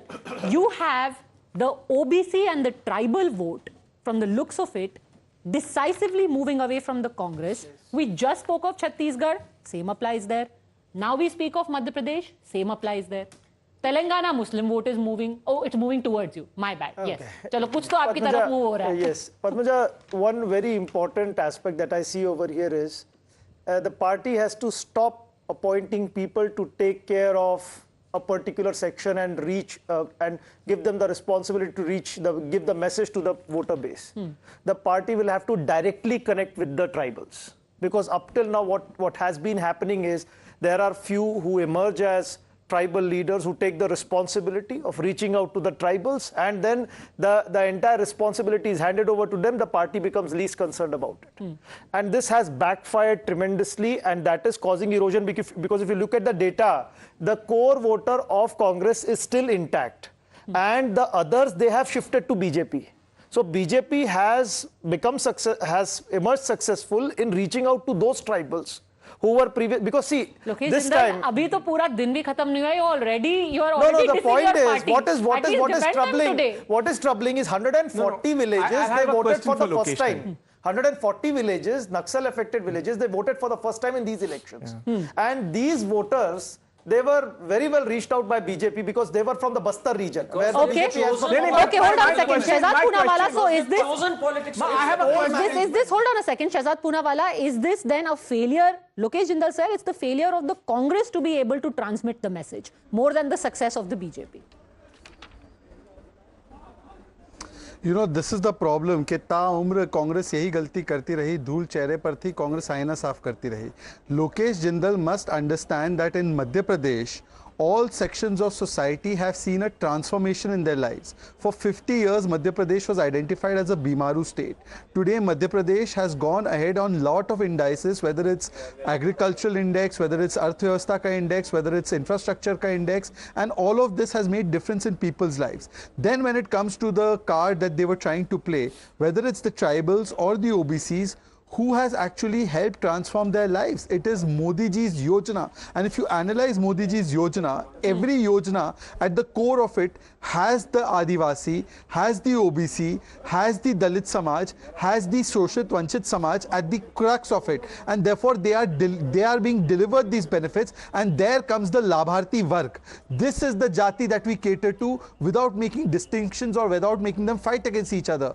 And therefore people have adopted that model of development and have voted for us. But unfortunately, Lokesh Jindal continues to live in a dreamland that those who have done nothing for these communities for the last 50 years are going to just play a card and then come off and take their vote. That does not happen. The voter base has remained intact. It was from 40.8% to 40.2%. The point is, you have not caused any harm to our voter base. The gain that you have got is from the others which have swung towards BJP. So it is a matter of introspection that why was it? Was it a communication failure? No, it's not about I'm not going to enter into empty rhetoric. 1 second, let me intervene. No, listen, we are not over here. The campaign is over. We are at the electoral. Okay, sorry to interrupt you, but I think we just have a first reaction from Narendra Singh Tomar. Counting is still going on, but he's trailing right now. First reaction we got from him. Bharatiya Janata party चुनाव पूरे ताकत से लड़ी और इसके लिए मैं सभी कार्यकर्ताओं को हृदय से बहुत बहुत धन्यवाद देता हूं, बधाई देता हूं।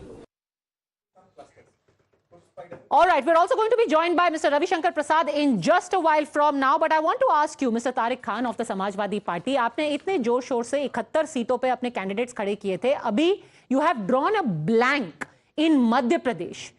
Ajay Rai had said when you were fielding your candidates कि आपका वहां पर कोई बेस नहीं है, आपको कांग्रेस को नहीं डैमेज करना चाहिए. आपकी वो स्थिति तो नहीं हो गई कि हम तो डूबेंगे सनम, तुम्हें भी ले डूबेंगे? It's nothing like that. We are working for our party, and let me congratulate all those who have performed in this election. It's a day of democracy and celebration of democracy. Who all have performed from Samajwadi Party. We have just congratulating them in whichever state they are performing. Point number one.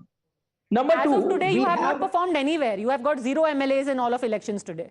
That's all right. That's the mandate of the people. We have to accept it. I am accepting at all the grounds that people have not voted for us. I am accepting it. How could anybody deny? Means how can anybody deny that people have not voted us? So we have to rethink that why people have not voted us in Madhya Pradesh. We have to think once again. But talking about the coalition, we have tried multiple times. And we urge Congress to have a coalition with us. Why? Because Akhleshji thinks that presently we are fighting with each other, and just after 4 months we'll say that we all together and we are going into. Sorry to interrupt you. Over to Navika Kumar. स्वागत है आपका times now Navbharat और times now पर, और बधाई आपको। BJP 3 राज्यों में और जो कहा जाता है हिंदी हार्टलैंड में दिल धड़कता है मोदी के लिए, और पनौती जो कह रहे थे आज वो कहीं छुप गए हैं, नजर नहीं आ रहे। क्या कहेंगे इस जीत के बारे में? याद है विमान में हम लोग साथ यात्रा कर रहे थे, मैंने आपसे कहा था छत्तीसगढ़ भी हम जीतेंगे, तो आपने बड़े आश्चर्य से अपनी आंख फैलाते हुए मेरी तरफ कहा कि ये क्या बोल रहे हैं। हमने कहा देखेंगे क्या होता है, मैं वहां काम कर रहा हूं। तो आज कम से कम छत्तीसगढ़ बधाई दे दीजिए हमें आप। बिल्कुल, मैं तो तीनों राज्यों के लिए आपको बधाई दे रही हूँ, छत्तीसगढ़ के लिए खास बधाई। नहीं, चलिए धन्यवाद। दूसरी बात मुझे कहना है नाविका जी कि मैं एग्जिट पोल का बहुत सम्मान करता हूं संस्था के रूप में। एग्जिट पोल पर जब मिठाई बंटने लगती है ना, तो थोड़ा सा उसके बारे में सोचने की जरूरत है ना। हाँ, क्योंकि अब इस मैदान में बहुत लोग कूद जाते हैं। देखिए इस पूरे चुनाव का सार क्या है। मैं तो मध्य प्रदेश में भी बहुत प्रचार किया, मैं छत्तीसगढ़ में तो था ही 15-20 दिन, वहां तो मैं 3-4 कॉन्स्टिट्यूंसी की व्यवस्था में बैठा हुआ था। देखिए, भारत के लोकतंत्र में एक बहुत बड़ा माइलस्टोन बदलाव आया है, ट्रस्ट, नेता के ऊपर ट्रस्ट। और ये जो मोदी जी की गारंटी है, सिर्फ ये जुमला नहीं है, लोग इसको फील करते हैं। और देखिए, अभी पूरे आप तो बिहार और हिंदी पट्टी की पॉलिटिक्स को समझती है नाविका जी। आजकल का नया फैशन क्या है? Caste censuses. क्या नीतीश कुमार, क्या अखिलेश यादव और राहुल गांधी, तो एक नया चीट उनको पकड़ाया गया है किसी ने, कास्ट सेंसर्स का। क्या कहा मोदी जी ने कि मेरे लिए 4 ही कास्ट है, गरीब, किसान, महिला, बेटी और नौजवान। और ये सभी जो प्रदेश हैं हिंदी पट्टी के, ये सबों में बैकवर्ड पॉलिटिक्स, कास्ट पॉलिटिक्स बहुत डोमिनेंट है। आप भी जानती हैं, आदिवासी भी हैं, पिछड़े भी हैं।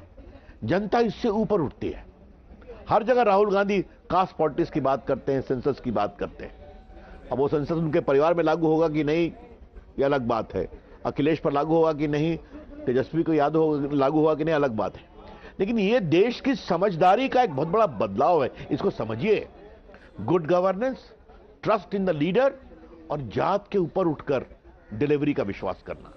रविशंकर प्रसाद जी, आप बिल्कुल सही कह रहे हैं, पर मैं एक छोटा सा प्रोटेस्ट लॉन्च करना चाहती हूँ। कांग्रेस पार्टी बॉयकॉट करती है, इंडिया गठबंधन बॉयकॉट करता है। अब बीजेपी जीतने के बाद भी अगर पत्रकारों पर ही अपनी राइफल निकाल के रखेगी, तो ये पत्रकार बेचारा कहां जाएगा? इसके बारे में भी जरूर कुछ सोचिएगा रविशंकर प्रसाद जी। मैं आप पर राइफल चला रहा हूं क्या? लेकिन नाविका जी, साल भर आप सवाल पूछते हैं, ये आपका अधिकार है। आज जब हम जीते हैं तो थोड़ा व्यंग करेंगे तो इसमें क्या परेशानी है भाई? नहीं, बिल्कुल कोई परेशानी नहीं। आप तो जानती हैं, आज आपका दिन है। सटायर, ह्यूमर, व्यंग, ये तो लोकतंत्र का लोकराज है। और 9 रसों में इन तीनों का ही इस्तेमाल हो रहा है। लेकिन मैं हैंड ओवर कर रही हूं आपको टाइम्स नाउ स्टूडियो में, जहां पद्मजा जोशी मेरी कॉलीग आपके लिए इंतजार है उनको आपसे सवाल पूछने का। पर टाइम्स नाउ नवभारत पर मेरे साथ जुड़ने के लिए आपका धन्यवाद। Over to Padmaja. Thanks very much, Navika. Ravi Shankar ji, you spoke of the caste census, and the common wisdom is that the idea of caste census was first given to Rahul Gandhi by Nitish ji and Tejasvi Yadav. Do you think after these kind of results, and that too in states which have a large OBC population, we will see the death of this entire call and the idea of a nationwide caste census?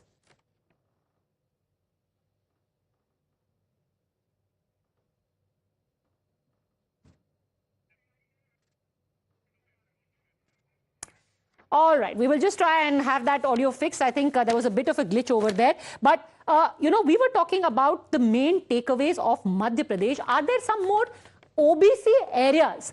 Since everyone is now talking about the caste census, can you show us those areas where there is a large OBC population, a backward population, scheduled caste population? Which way have they voted?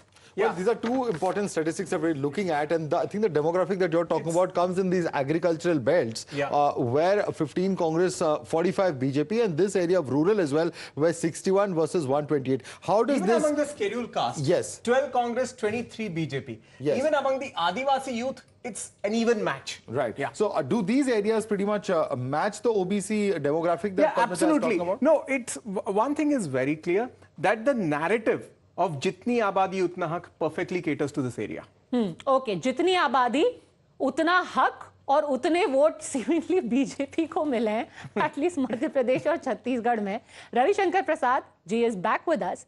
Ravishankar ji, आप OBC caste census की बात कर रहे थे। The common wisdom is that this was an idea that was given to mister Gandhi by Nitish ji and Tejashwi Yadav.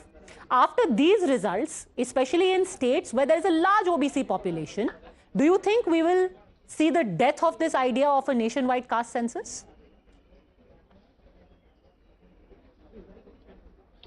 Let me give my observations to you, Padmaja, in a different context. Dominating caste narrative was an order of the day at some point in time, 90s. What has happened today? Today it stands complemented with good governance. That's the first thing I would like to say. The second thing, That's very important. People have realized this whole parchi of caste census is basically linked to their own family welfare. That's very important. And where Modi ji had what said, हमारे लिए 4 जातियां हैं, गरीब, नौजवान, बेटियां, महिलाएं, बहनें और किसान. This result underscores that need that when Modi is saying the trust factor is in Modi to deliver on the ground. And this particular experience, Padmaja, I would like to share with you. I traveled extensively in Chhattisgarh, in Madhya Pradesh. I remember in the Rath, in the constituency of Khajuraho and all, with the state president, I was there. There was a big meeting, absolutely in a rural area. The rural market was there. Large number of Ladli Bahan beneficiaries were there. When I was speaking, I found many of them were recording my bhashan through their smartphone. I smiled. I just asked them a question. How many of you got your free vaccination for COVID? All of them raised their hand. हमने कहा, how you got the information as to on which day, which dose will be given? It came on our mobile, you know. I asked them, how many of you are on Facebook or Twitter? Half of them raised their hand. This is delivery, Padmaja. Try to understand what I'm trying to convey. When you seek to change the narrative of development and they feel it, the state level or the national level, then they say what they say is just baat or jumla, and what he is saying is on the ground. That is a tectonic shift in the polity of the country. You must understand.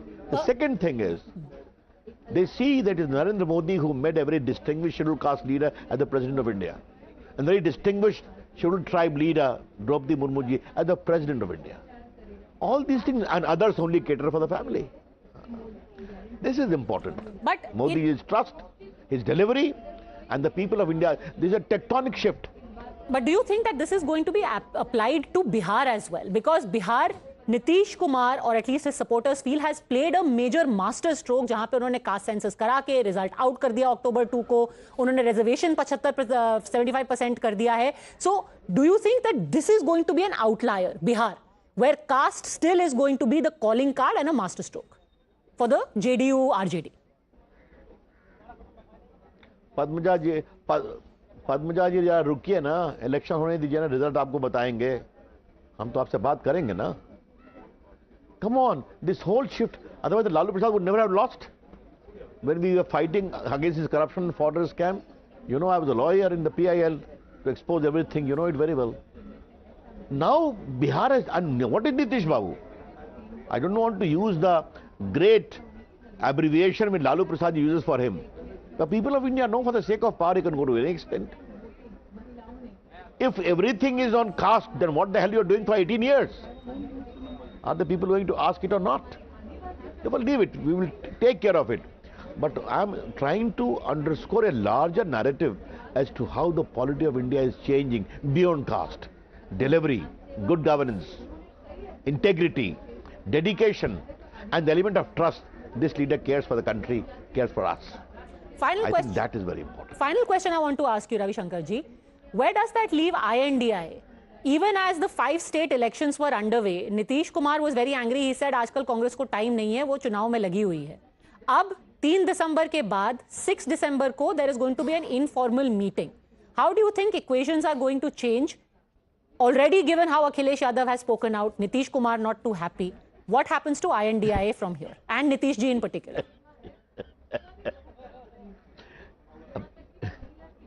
Padmaja, in this whole India alliance or Indic, whatever you call it, this whole expression of formal to informal to super formal to totally informal to whispering, come on, these are past is past. But yes, this is going to lead to a lot of volcanic eruptions within that congregation. They are going to say कि पहले Congress party अपनी औकात पे आओ तो हमसे बात करो. I hope you are understanding. तो आगे आगे देखिए होता है क्या, देखा जाएगा. चलिए आगे आगे देखिए क्या होता है. But people of India are going to give a bigger majority to Modi ji in the year 24. उसका आगाज हो चुका. We will hold you to your word, specifically in Bihar as well, since you have promised that we are going to discuss that. Thank you very much, Mr. Ravi Shankar Prasad, for joining us. Let's cut straight across to Union Minister Smriti Irani. क्योंकि राहुल गांधी ने भारत जोड़ो यात्रा तेलंगाना में की थी और दो बड़े राज्य जिनमें की थी वो मध्य प्रदेश और राजस्थान थे। उसके अलावा उन्होंने ये जो कास्ट सेंसस का मुद्दा उठाया था, अडानी का मुद्दा उठाया था, उस पर आपको लगता है कि आज जनता ने जवाब दिया है? आप क्या कहेंगी?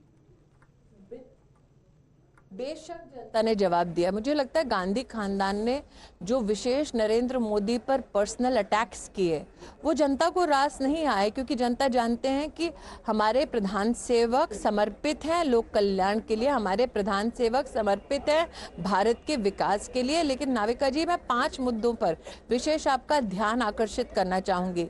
मोदी जी की जो पॉलिटिक्स है that is about fiscal discipline and prudence, आज वो रंग लाई है।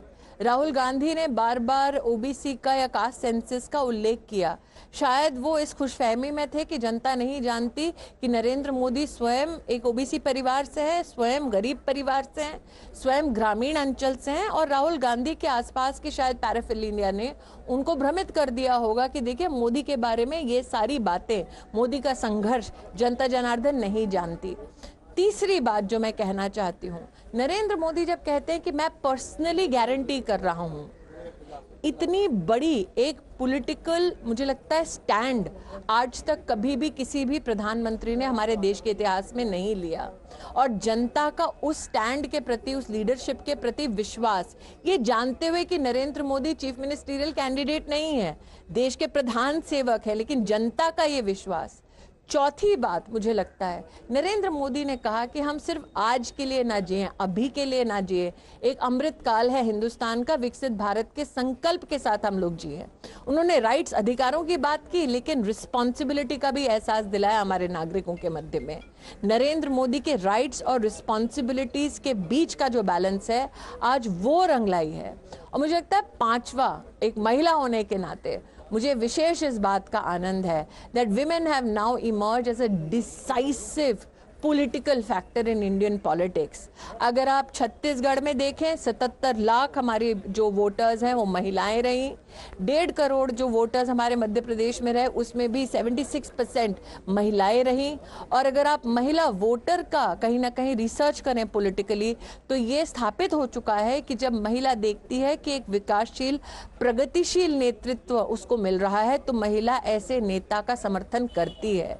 तो जोशो खरोश से महिलाओं का समर्थन नरेंद्र मोदी को मिला। मैं विशेष रूप से भाजपा की महिला कार्यकर्ता होने के नाते इस बात का आनंद लेती हूँ। बिल्कुल, और ये हमारे सर्वे में भी निकल के आया था कि महिला वोटर्स जो हैं वो बीजेपी की तरफ हैं। लेकिन स्मृति जी, आपको हम हमेशा जायंट किलर ऑफ अमेठी कहते रहे हैं पिछले 5 सालों से। आज आप ही के अंदाज में पूछना चाहूंगी कि आज आप राहुल गांधी जी को क्या मैसेज देंगी? कोई मैसेज नहीं देना चाहती नाविका जी।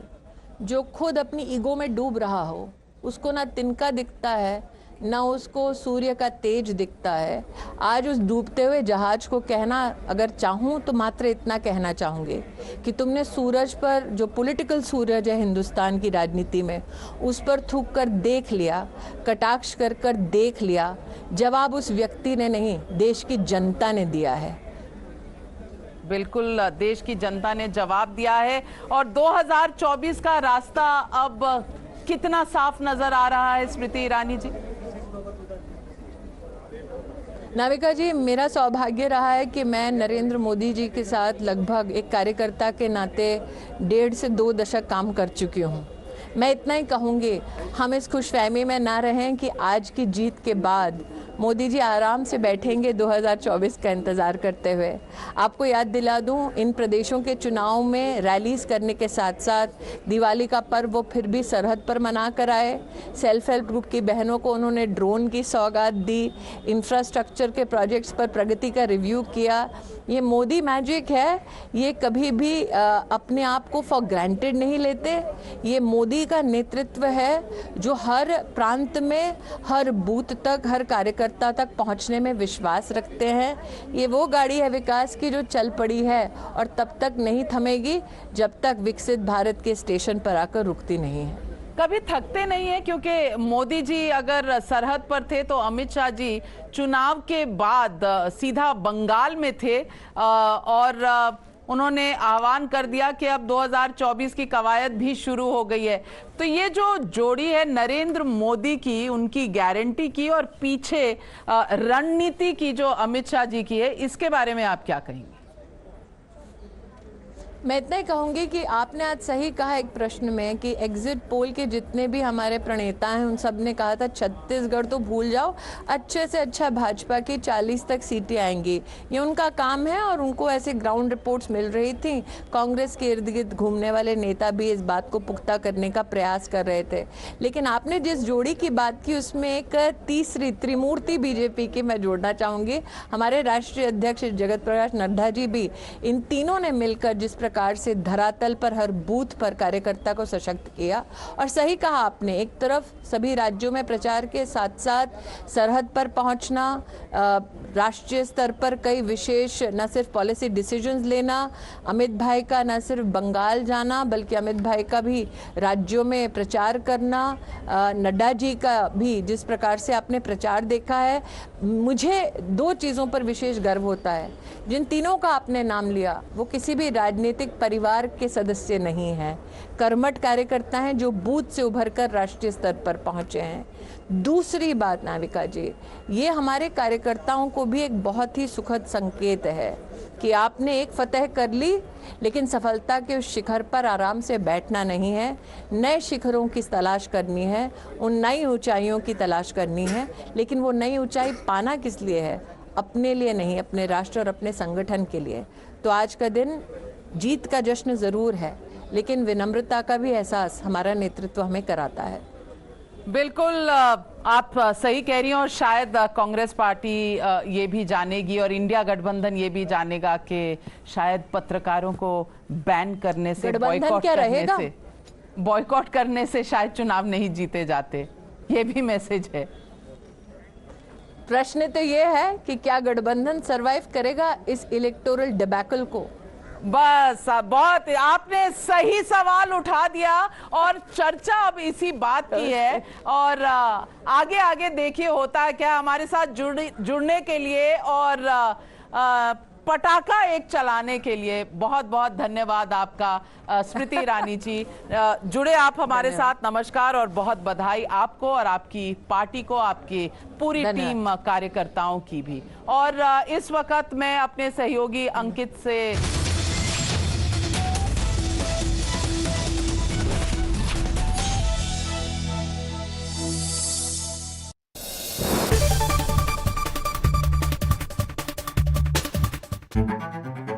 When journalism is led by integrity and when experience meets passion, there is no scope for half-truths.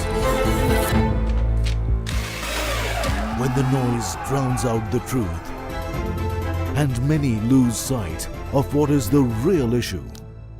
I ask the legitimate question and uncover the whole truth.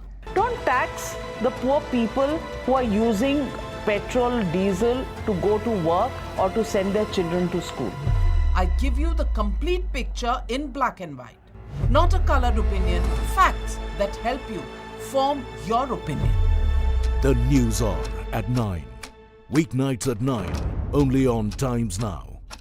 She asks tough questions like no other journalist. आपके ऊपर तो कई घोटालों के भी आजकल आरोप लग रहे हैं। देश में सिर्फ एक बात की चर्चा है कि क्या बीजेपी राहुल गांधी से डर गई। She takes on the masters of Indian politics like no one else can. विपक्ष कम से कम उत्तर प्रदेश में ये कह रहा है कि आप हवा बना रहे हैं, निवेश कोई आया ही नहीं इस राज्य में। राहुल गांधी का कहना है कि देश में लोकतंत्र मरता जा रहा है, खतरे में है। Because she speaks for you.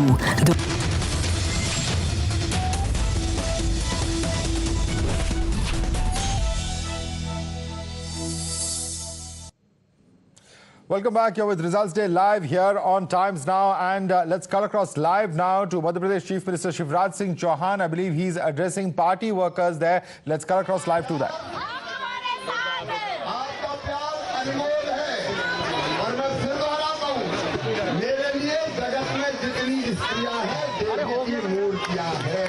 Continuing on ground there in Bhopal, Shivraj Singh Chauhan, certainly the man who is leading the party and the campaign. Question marks over what call the BJP leadership will take in terms of who will be the next Chief Minister of Madhya Pradesh. Can there be a change? Is that a possibility? A question certainly that many are asking at this point of time. All right, I'm told we can cut across live once again to that. Let's listen in.